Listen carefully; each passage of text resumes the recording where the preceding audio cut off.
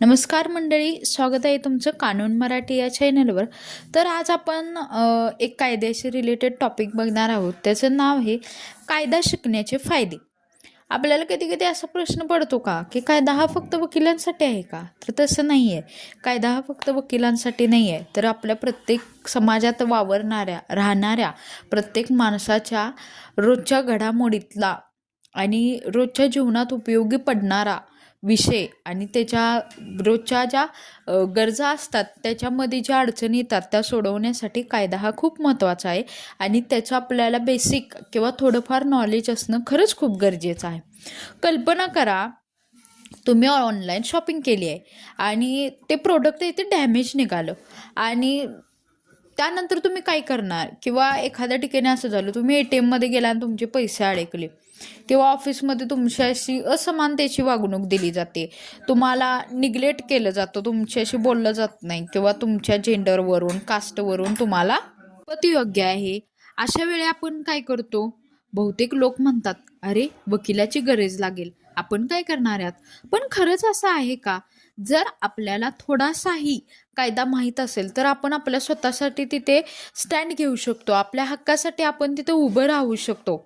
कायद्याचं शिक्षण म्हणजे फक्त कोर्टात वकिली करायचं असं नाही, तर नागरिक म्हणून आपली ताकद ओळखायला पाहिजे आपण.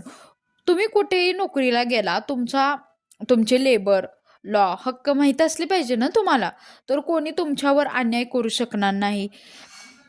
तुम्ही मुलगी असाल तर महिलांसाठी असलेले कायदे तुम्हाला माहीत असणे खूप गरजेचं आहे. विद्यार्थी असाल तर शैक्षणिक हक्क जे काय आहेत ते तुम्हाला माहिती असणं गरजेचं आहे. स्वतःसाठी उभारता येईल यासाठी. ग्राहक असला तर कन्झ्युमर प्रोटेक्शन ॲक्ट तुम्हाला काय संरक्षण देतो, किंवा तुम्हाला फसवलं गेलं एखाद्या गोष्टीत तर तुम्ही त्याच्याविरुद्ध काय आवाज उठवू शकता, या गोष्टी तुम्हाला माहीत असणं गरजेचं आहे. आणि